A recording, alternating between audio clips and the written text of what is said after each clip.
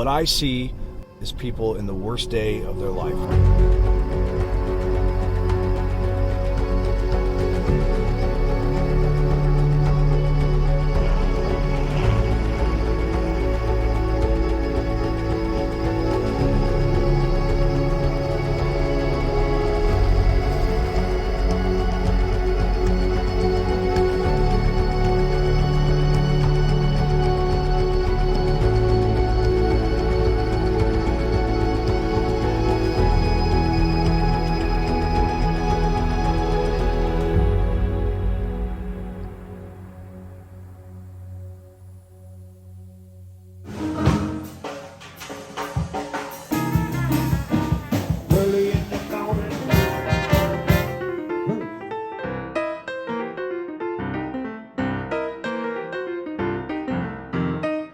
I've been coming to New Orleans for almost 20 years. This is really a second home for me, a place that I've learned to really love. This town has gone through everything you can imagine. This is the epicenter, really, of weather events in America. All things come back to New Orleans, especially tropical storms and hurricanes. It's times like this, like right now, in late May, early June, where, you know, it's beautiful, sunny skies, humidity's not too bad. You can sit on the sidewalk and have a coffee and the famous beignet, but then all hell does break loose here. The French Quarter, where I'm at right now, took a wallop during Ida as it came in. There was a moment when I was actually standing just outside of the French Quarter, and I stepped out of the rental garage. But I just want to show you the power of this wind right now. We're very close to the Mississippi River. We hunkered down in a hotel here in the quarter, and the folks that worked there were grilling food. There was no grocery stores, no limited police, everything, and we kind of all had a team here, got a grill from my house, we were cooking by the pool. The city's been here for over 300 years, and nobody's planning on going anywhere. I was here after Katrina, and it was a really devastating event in the city. We lost a lot of folks. That people died, people didn't come back, but the effort was here, the feeling was here that people wanted to, you know, have the city be something like it was before. That is the thing about hurricanes, is that it's always about uncertainty. You never know how bad a storm is going to be. You never know what's going to happen. And then afterwards, when you do have a bad one, you don't know how things are going to come back together. But people always have that effort. They want to come down. They want to bring back. People want to reopen their businesses. They want to get things going. You know, you guys saw it after Ida. It was like, let's get the stores open. Let's get the groceries open. We're going to cook what we got. We're going to sell something, you know, and get people fed and get people, you know, back to their jobs and back in their homes. People become very, very attached to the city. It becomes part of what, you know, it becomes home to you because you're part of all that. The people here are unique, that they refuse to say anything differently than this is home. Lafitte is one of those places where after Hurricane Ida, I showed up.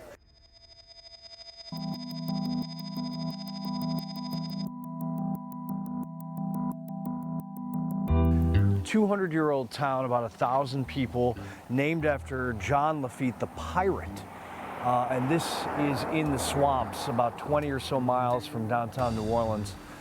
Look at this. This is a boat that was washed in from Hurricane Ida. I've been back 3-4 times since Ida, and this boat has been here the entire time. Lafitte is surrounded by water. It is literally a swamp, and it's canals like this where fishermen move up and down, make their living on shrimping.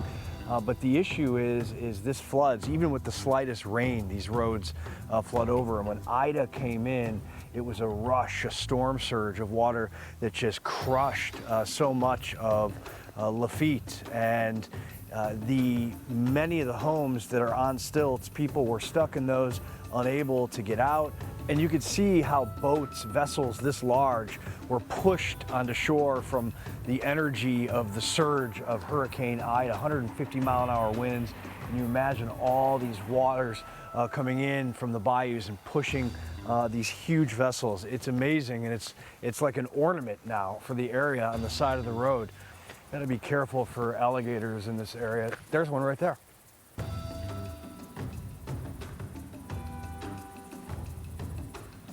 look like one. It is, right? Because there's no boat. There's definitely something moving there. Something significant and moving fast. There's no boat. That had to be a gator.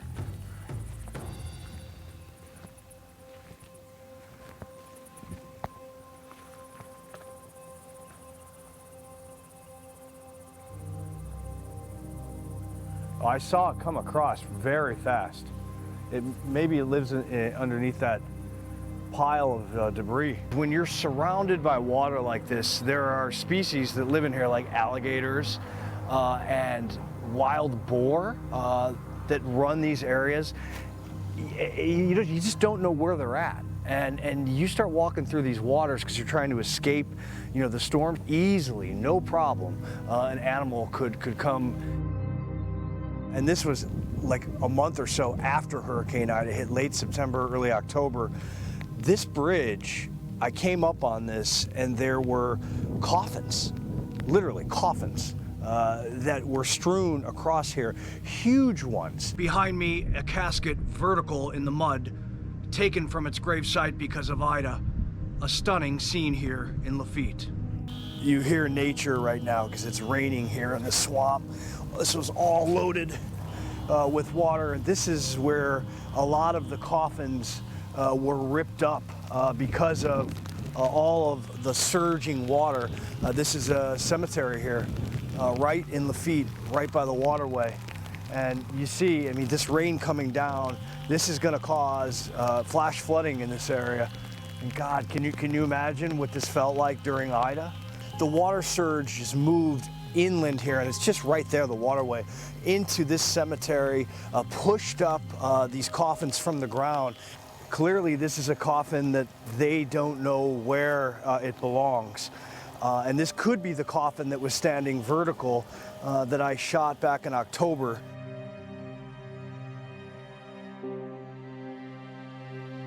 Drive by and I'll see somebody and I'll think to myself, I'll just catch their eyes for a second and I'll think, yeah, I bet they got a story that they can tell me, and it will be something that America is going to want to hear. We were pretty shocked to see the conditions, after the storm.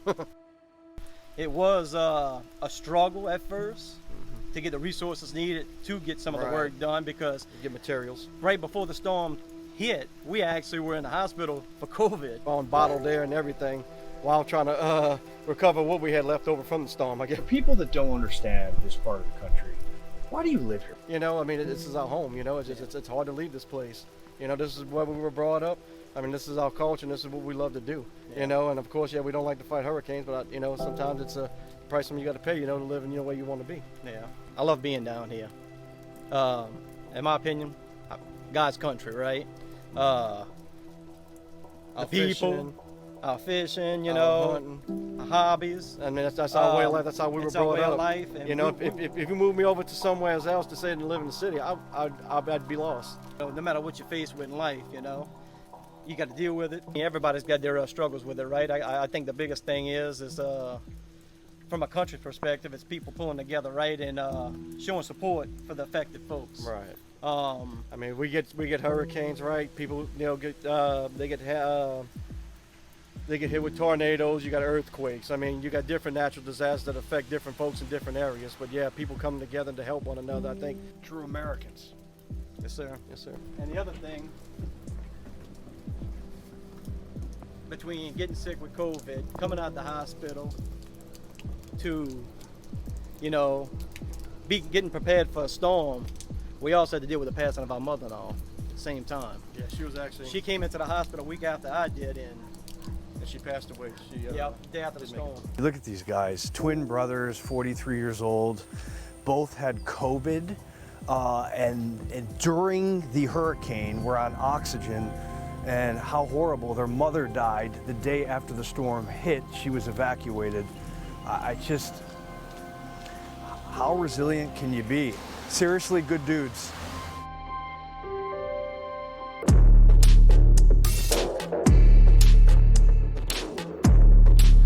God, look at this. This truck on the side of the road here, about 10 miles from Grand Isle. destruction pretty much everywhere, dotted on the drive down to the coastline. Piles of rocks and debris on this inner coastline. You can see all these waterways, and this is what we're seeing still left over nearly a year after Ida made its way ashore here in Louisiana. I feel like it's my responsibility and the responsibility of Fox Weather to come back to these spots and cover them, not just right after, but months and even years, to check on these people and the communities. Let's go down to Grand Isle and see how they're doing.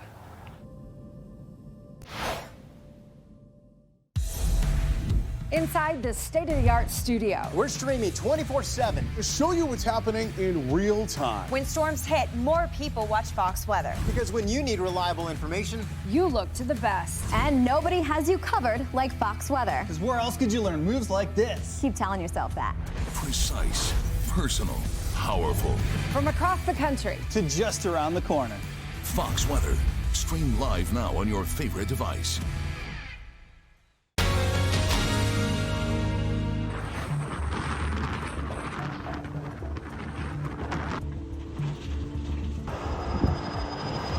Grand Isle, Louisiana. Barrier Island, about 7 miles long, 1 mile wide.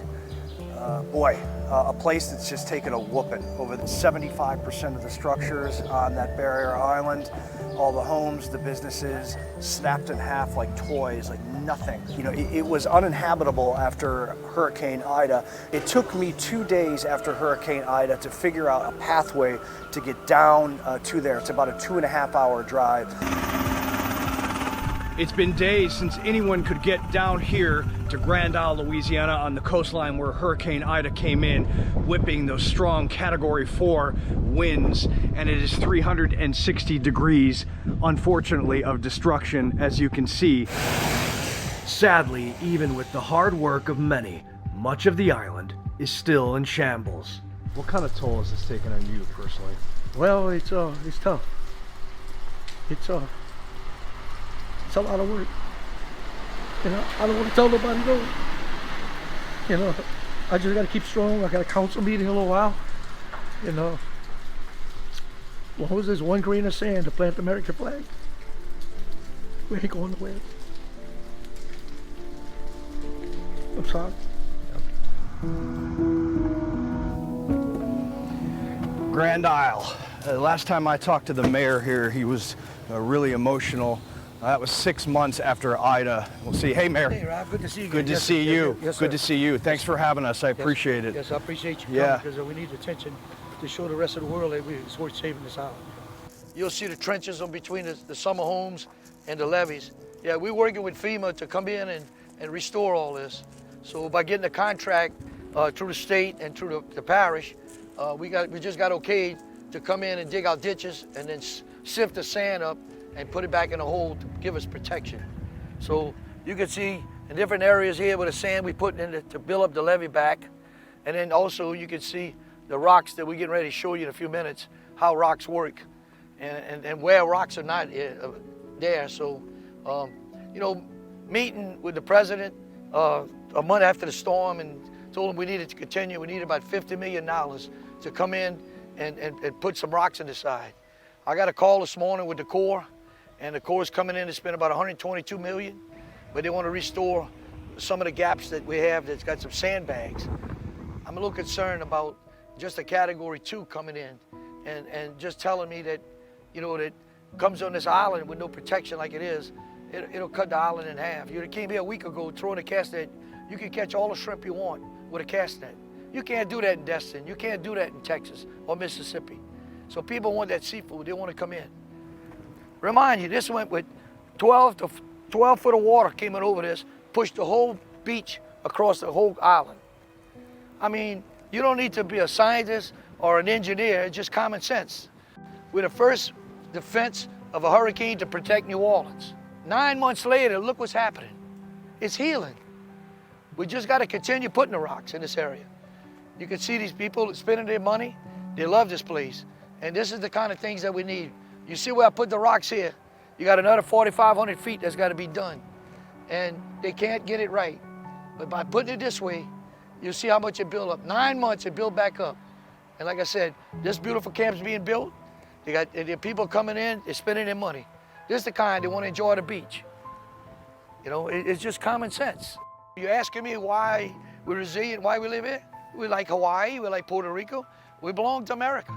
You got to be worried about this hurricane season. I am, yes, sir. We got 12 gaps, and it was bad. I got so many families in FEMA trailers. Last week, you couldn't get here. They would catch a shrimp in a cast net, 20, 30 pounds in a cast net. I've never seen that. I've been a fisherman all my life, but just to catch that much shrimp. If the disaster hits, God's gonna be good. He's gonna provide crabs, shrimp, seafood. He's gonna provide food for his people, and that's the truth. You can catch crabs on the beach.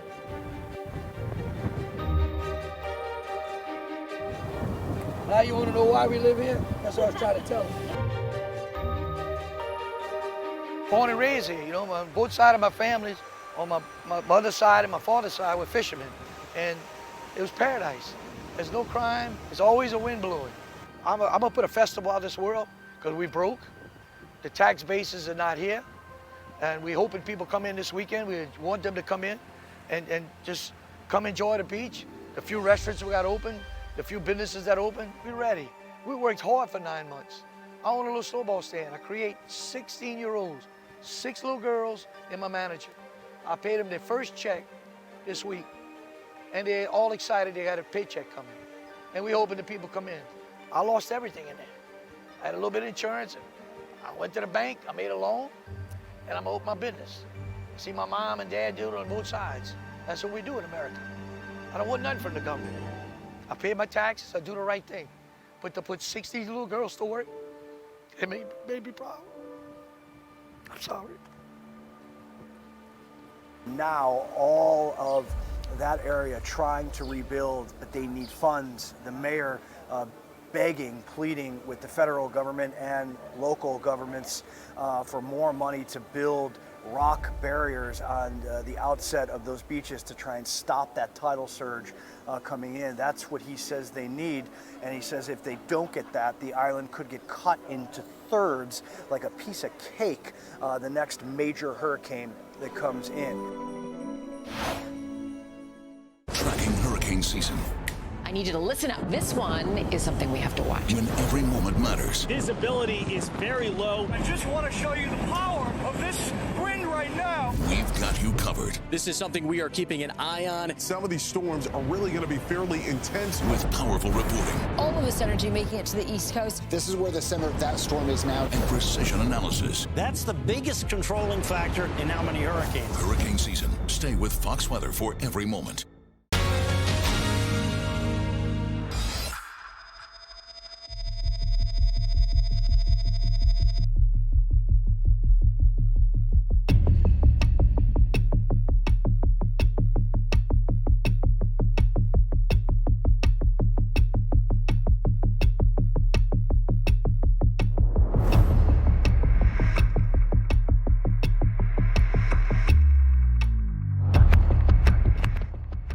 Welcome to Mayfield, more than a memory. The sign says it's been 7 months, and if you go back and you trace this area to what it looked like and to what it looks like now, I mean, just going through my phone, looking at videos and photos, some things look exactly the same. And you hear the hammers. This, believe it or not, was where the Mayfield water tower was. In a region ravaged by Mother Nature. No one knows exactly how long it's going to take to clean all of this up and to get through this holiday season and try to feel some sort of hope. But there's been so much loss of life and so much devastation that the road ahead is going to be long and tough. And now you see these folks, contractors from Alabama, that actually came up and they're trying to assemble the base and then they will begin to build the tower.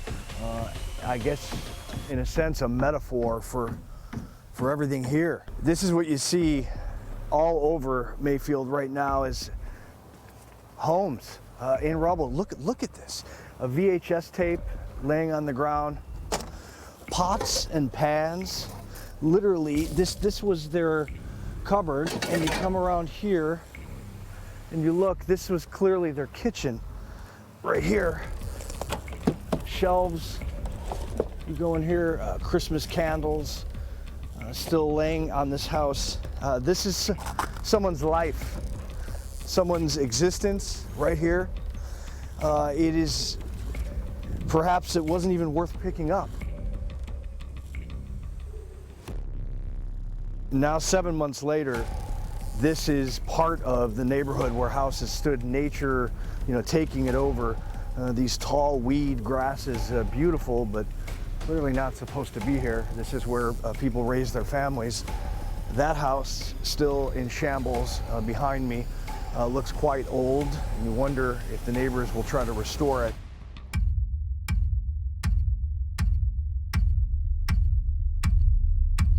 One of those neighborhoods that I was walking through, reporting on live in the aftermath. And so now the big question is, where do people live? Where do they find funds and shelter? I'm in a kitchen with no wall. As I step down, you can see behind me. This is the concerning part, as winter months are ahead and the cold, and this disaster that continues to unfold even though the tornado has passed. I'm amazed to see they're starting to rebuild here, and I'm curious to know as to how that's going, and who the owners are, if the same people that used to live here or not. We were in the process of doing some development in a nearby town, Paducah, and after this happened, my stepdad lived in this area, and so we've changed our minds and we moved over to this area, and so we bought 8 lots, and the goal was to kind of do a development here to help people, give people opportunities to come back to houses.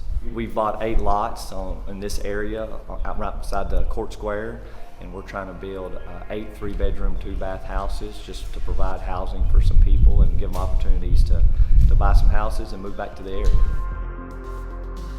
It's been a tough situation for the community. Right now it's just, how to rebuild. What's the next steps? What's the stages? I know Mayfield's just hired an urban planning to come in, and so it's trying to find out where to go. Everyone knows it needs to be rebuilt, but how does that look moving forward? How do you rebuild moving forward? Mayfield, in a sense, a quintessential American town, surrounded by rural areas, historic. Now you drive around and you see the slates of what was. Will Mayfield come back? My hope is Mayfield will come back. I think the city's doing a lot of planning to try to make sure it comes back. It's a time to, after the disaster, to look and see where Mayfield needed to go. We've got to think about bringing industry back into the community, so therefore we can have people coming back in for housing. So I think it'll come back. A lot of people are talking about housing. A lot of people are talking about building certain types of housing, but it's actually seeing it happen. A lot of talk going on, but not a lot of building going on. So as the building starts happening, then I think the excitement for the people will come back, and you'll see people start wanting to be back in the area. For anyone across America watching this that followed this tornado and the aftermath so intensely, what's your message to them? This is a good community. It was a disaster. It was horrific. A lot of, several lost their lives, but I think Mayfield will stand together and start rebuilding, and we'll see it come back.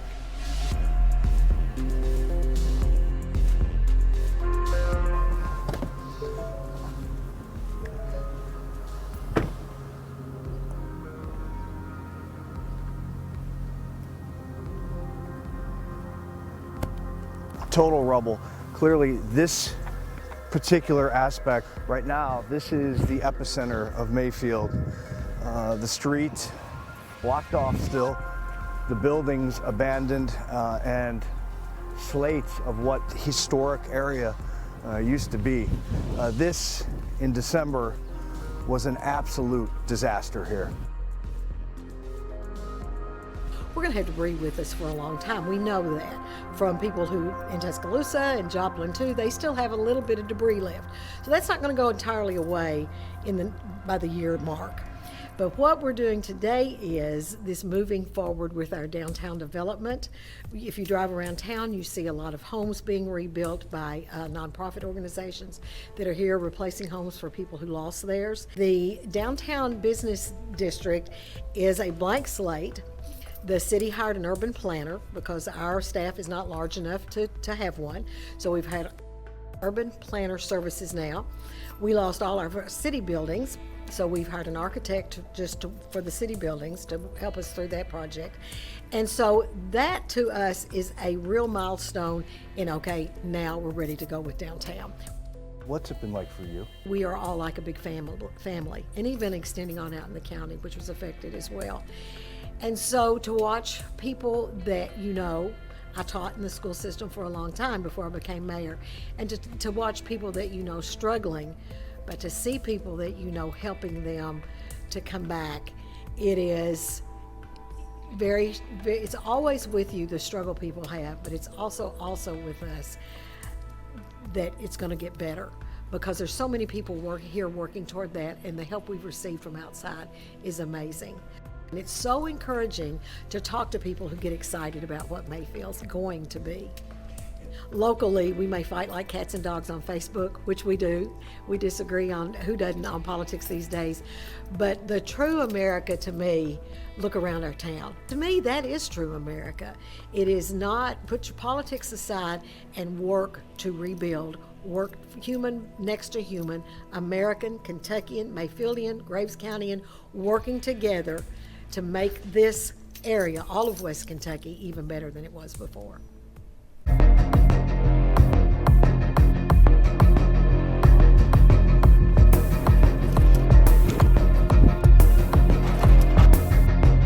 This is Dawson Springs, Kentucky, or what's left of it.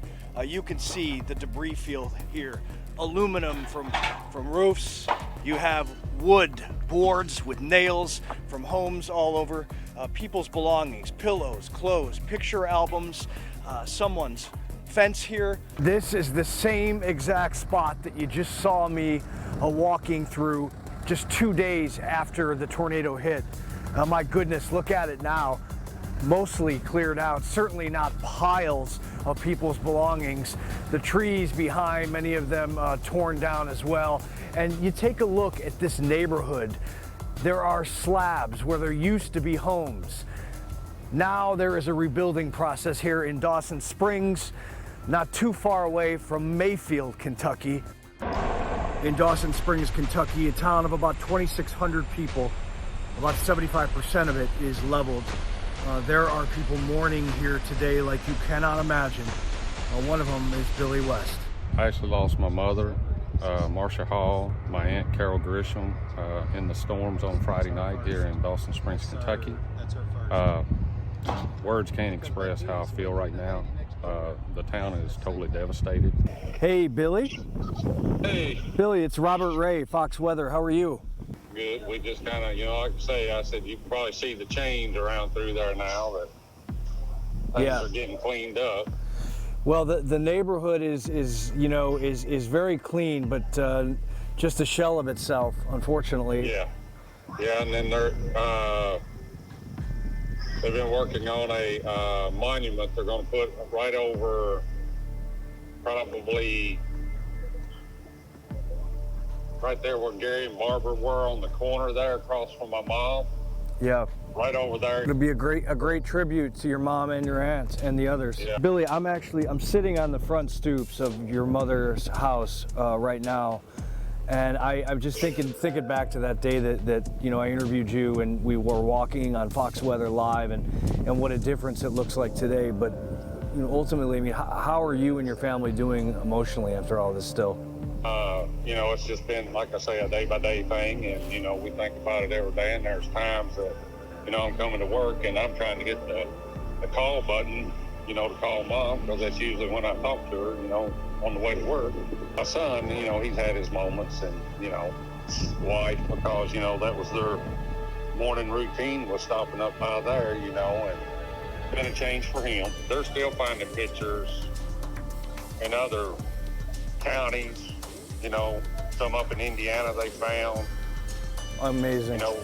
It's almost unfathomable, remarkable. Yeah, that it sits up there and floats in the air like that. I'm glad we connected, so thank you. All right, bud. They found photos of families, perhaps not from this house. Debris was lifted 50,000 feet in the air and has been found up to 200 miles away from this location. But, you know, here is a picture of two little kids. You can't even make it out at this point, but a couple. So we'll leave this back here for anyone that may discover it, put the brick back on it. And then there are stuff like this. A Tonka truck for a little kid. It is the neighborhood that was in Dawson Springs, no more. Just very sad.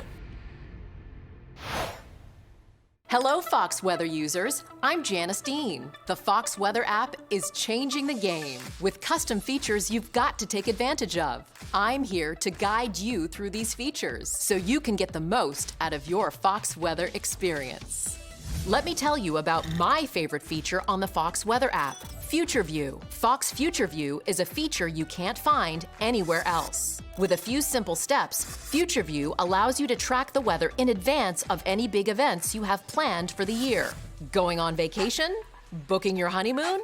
Maybe a destination wedding or party? This is the perfect tool to help you plan ahead. Get a future forecast anywhere in the world nearly a year in advance. Here's how it works. Hit the Plan tab at the bottom of your screen. Then hit Create Event.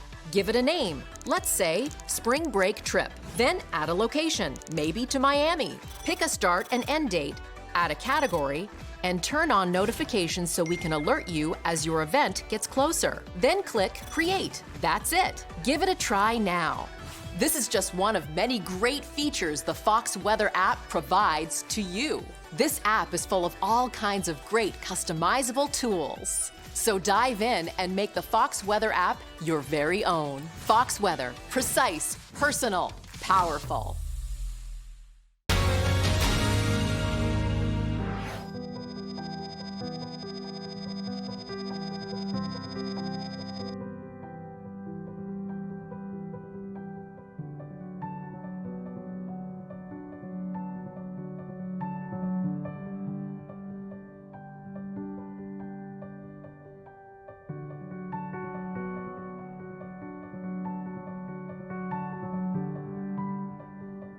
Beautiful town. Sumas, Washington is not really a very easy place to get to. It's right on the Canadian border, about 2.5 hours to the north of Seattle, so not really the kind of place that you would think would be overpopulated, and it's not. But here's the thing, it's super important to agriculture up here. They have sod farms, dairy farms, and also logging. It's huge here, and the rails, the train tracks and the rail lines that run through here are significant for commerce. So it is an impactful place. It's surrounded by gorgeous mountains, so in a beautiful part of the country. But, you know, with beauty, as we always know, what we often see is Mother Nature unleashing its wrath on these gorgeous places here in America. When I arrived in Sumas, it was damp, it was cold, it was breezy, and it was still intermittent rain. In fact, at one point, the rain was coming down so hard during excavation of the inside of people's homes that they had to stop because it just was impossible. Someone was going to get hurt. They were going to slip and fall into the rubble. But yeah, it was nasty. Still nasty weather. People here in Sumas, Washington, and all across the Pacific Northwest with this historic flooding that has wreaked havoc on these towns, especially here on the Canadian border. You can see behind me and hear all the noises. The insides of their homes literally taking water damage, being dumped on this pile here. These streets were underwater back in November. Many of these houses, unfortunately, are abandoned. Just about 30% of the population has come back to Sumas at this point. And those that have come back, the amazing part, just like so many places in America, is, you know, they can't find contractors, they can't find equipment to get their homes back in order. And so what you see in a lot of these streets is homes now for sale. People trying to unload them. You can't blame them. Probably an easier process to do that than having to go through years of rebuilding because there's no supplies and contractors. The folks that we've talked to, the officials are worried here, worried that they're not going to see their community rebound. This is not a large community, but it's an important one, and people have roots here. People in here for generations, and they need that bonding. They need to feel like there's a purpose, and there needs to be a reason for people to come back and build this place up. On the Canadian side is where the river overflowed its banks, went all into these tributaries and these streams and creeks, came over across the border and the American side, Sumas, and then took over the town. This town basically became part of the river system. And when that happens, there's no stopping it. So all these houses took in water. 85% of the structures in Sumas went into a situation where they were inundated with rising and rapid waters. It's amazing to see that this area, this is where all the trains were totally destroyed and mangled. Down here, all these tracks were gone by the rushing water that just ripped them up. On their side, there was water still standing when I was here. Workers trying to excavate all this, but I mean, it's just tremendous when you think about what the river and the water did to this train system, and the fact that it's all put back together right now, even more phenomenal. But that's commerce. That's what they're going to do. They're moving as quick as possible to get business going back here on the Canadian border, and to see it like this, just 7-8 months after, phenomenal work. I just hope the rest of the town makes a comeback. This is someone's appears dresser drawer here, just on the side of the road. In the water, you can see behind me this neighborhood completely submerged. This is the fire station where dozens of men and women volunteers were working for 2 days straight, rescuing hundreds of people. We talked to the fire chief back in November, and let's see if he's here again today. An incredible effort by everybody, something that I've never seen before, and it was humbling to be a part of the rescue. The seeing the men and women of the community, and then of course the great people on the fire district here. Amazing. And his brother, who is a volunteer fireman here in Sumas, actually during one of the rescues had a heart attack and had to be taken 30 miles to a hospital just south of here. Hey Chief, how are you, sir? The last time I was standing here, you guys were covered in mud. Yeah, it's still hard for me to believe, I think all of us, that there was that much water in town. What have you guys been through? I've been here all day reporting, and this has been a scene like no other. Yeah, we've been through a lot. As you can see, we got a lot of people here working, and it's been a huge outpouring of help from the community. But the flood, obviously, to start with, and of course the aftermath now, trying to clean up and get back to what we have some sort of normalcy. Yeah. You told me live on television on Fox Weather that your brother-in-law had just had a heart attack. That's my brother. Yeah. He had a heart attack. He's doing great. Yeah, you bet. He's doing real well. He's. I think he was supposed to have some sort of surgery on his knee, and that's been postponed due to that. But I think that's hopefully scheduled here pretty soon. So yeah, so he's doing fine. It's just that he's not back in his house. So his house flooded. He went out and rescued people. Had a heart attack while he was doing that. Went to the hospital. Came back and started picking up his. Yeah, that's about it. Yeah, for sure. So and he's one of many. I mean, not everybody had a heart attack, but as one of many of people that have been here, and the outpouring of support and help that was given throughout the time of that, of cleaning up and stuff like that was incredible. Personally, from a standpoint of this being your hometown and you being so embedded into this town, what's it like right now for you? Is the shock over? How would you describe how you're feeling? Well, the shock is over. I think the bigger problem is kind of like when somebody is diagnosed with cancer. And they're treated and they say you're in remission or it's completely gone, and you always got that in your back of your mind, right? And that's the same with the flood here.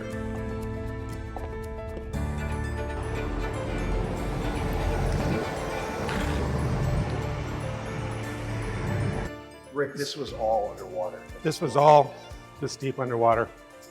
We used to have wood floors all through here. They buckled and were irreplaceable. They were odd size and old lumber and all that. So we ended up redoing it all in cement just in case it floods again. What has this been like since November? It's been very difficult. Obviously, we had giant messes. Water came in about this deep, waist deep, and destroyed everything below that level. All the equipment was destroyed, all the furniture was destroyed. Basically, if it wasn't a picture on the wall, it was destroyed. Everything was covered with lots and lots of mud.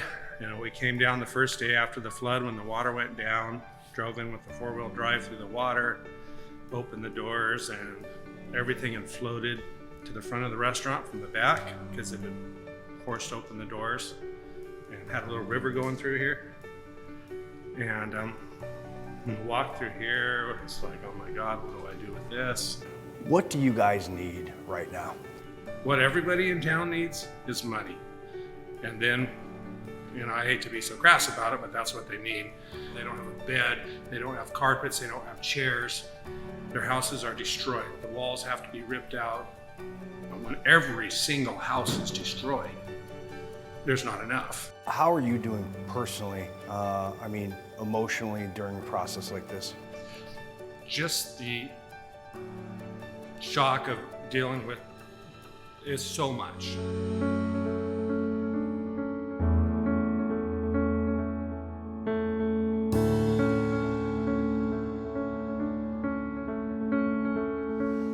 This was one of the dining rooms, and it's pretty close to being done. We got a little bit of work right through here, but nice. It will not be too much longer.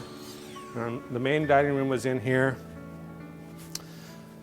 It needed a lot of work. All the wood floors had to be ripped out. The word that comes to mind first is devastating. Probably the other word is overwhelming.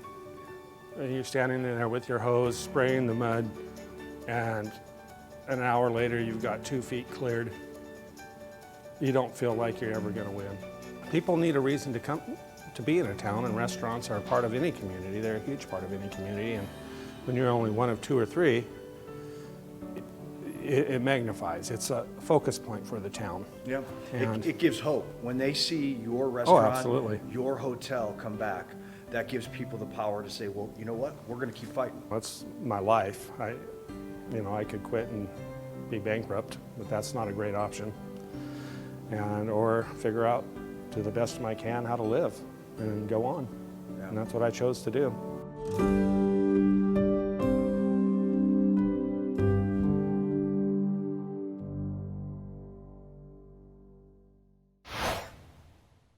The Fox Weather app. Make sure your Fox Weather notifications are on. So much more than a forecast. Always accessible. You need to be watching and making sure that you are prepared. We got a whole lot to talk about with this system. Lightning fast. Cutting edge. And best of all, tailored to your location and your needs. We have several days to watch this. Precise, personal, powerful. Fox Weather. Download the app now and make it your own.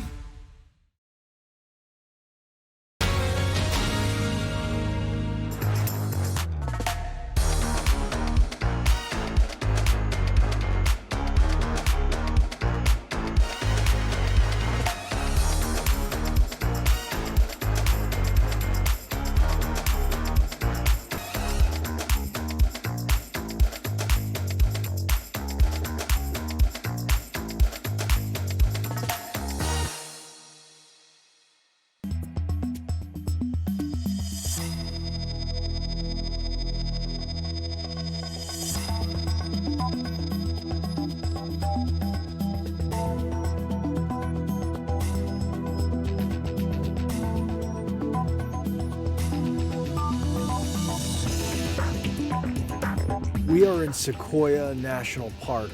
Incredibly windy roads, and it takes a long time just to go 50 miles. In fact, about 2.5 hours.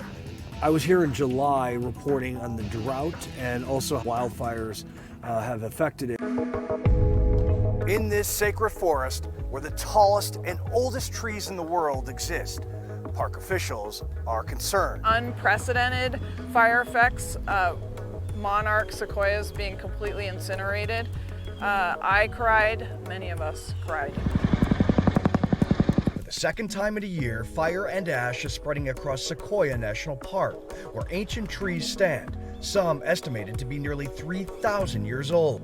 To protect them, fire-resistant aluminum blankets are being wrapped around the base of these giants. We love these trees. We've protected almost all of them. We spent a century building parks, visiting them, caring for them, and now they're burning up in high severity fire, even though they're one of the most fire-adapted species on Earth. So this is really a call to action for us as managers and for all of us as people who love nature to make a change. Raging systems have come through here and ripped apart many, many trees and groves, burning them to just near ashes.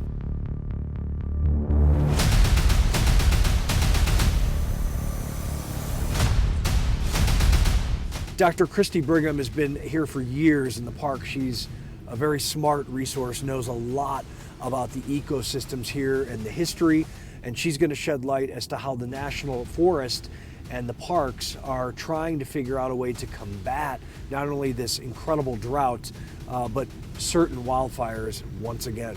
Where are we right now? We're standing in Giant Forest, which is one of the largest sequoia groves in the world, and we're standing behind us is the General Sherman tree, which is the largest tree in the world, the largest living organism in the world.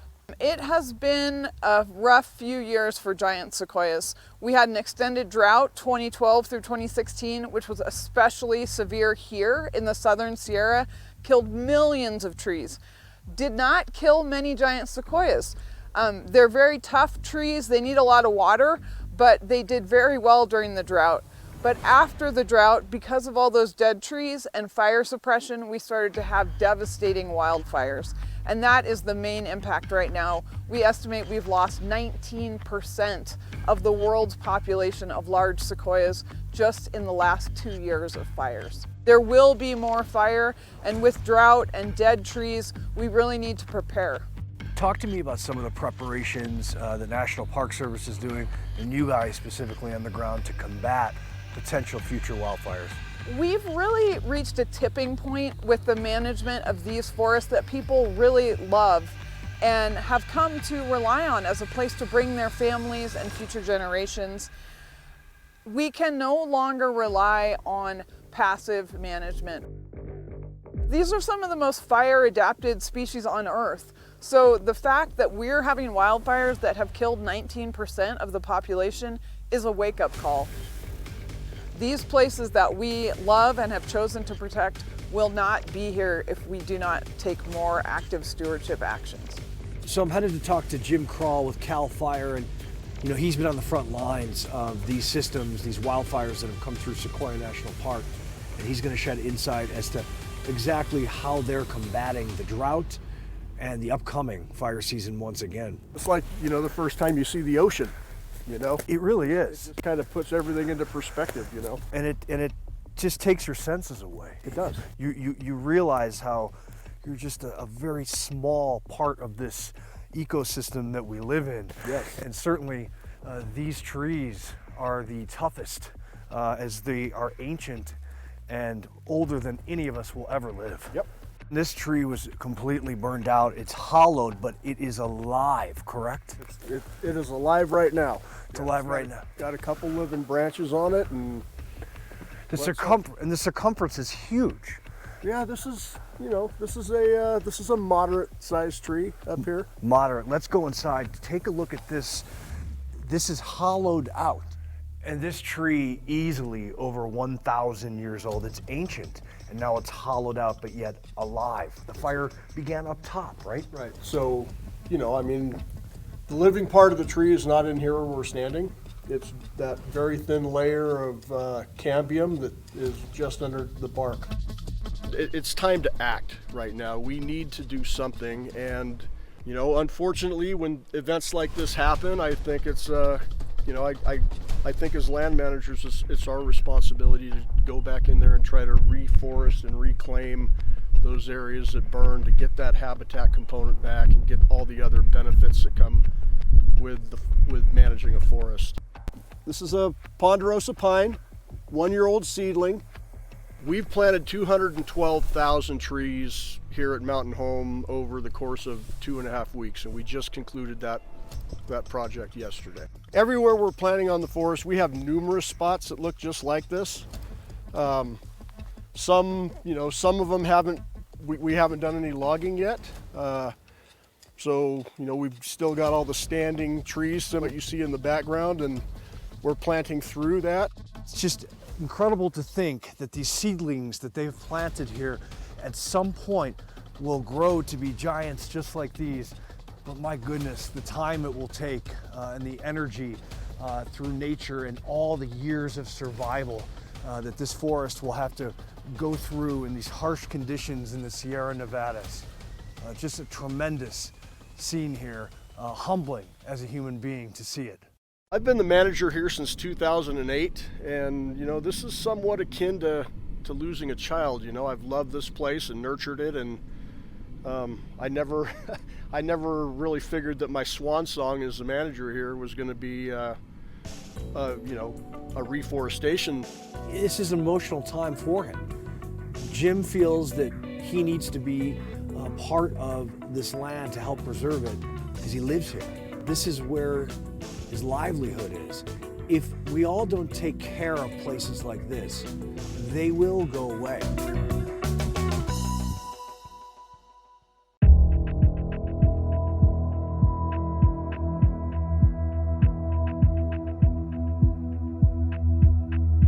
Folks talk about why they stay after these storms. It's a term of home always continues to come. This is where I was born. This is where I was raised. This is where I learned how to hunt. This is where, I played sports. This is where my family is. This is where my community is.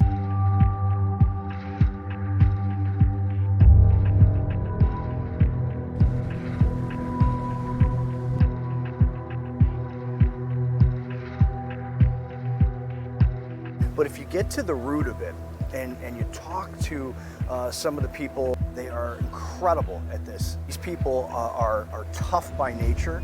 They understand what it's like to be a human and not be given everything like the rest of the world. They fight for what they need. They fight for what they have. They have no fear going forward because they have to survive.